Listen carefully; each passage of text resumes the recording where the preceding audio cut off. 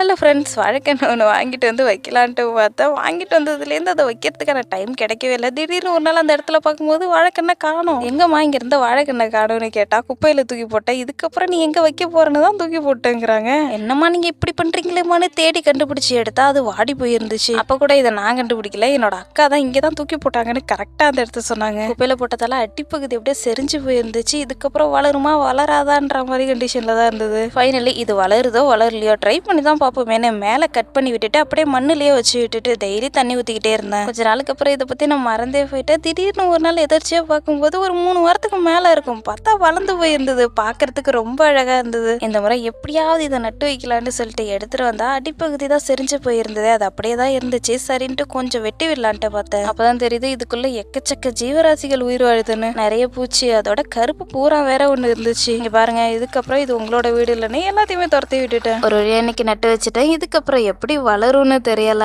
கண்டிப்பா நல்லபடியா வளரும்ன்ற நம்பிக்கையோட நட்டு வச்சிருக்கேன். போக போக பார்க்கலாம்.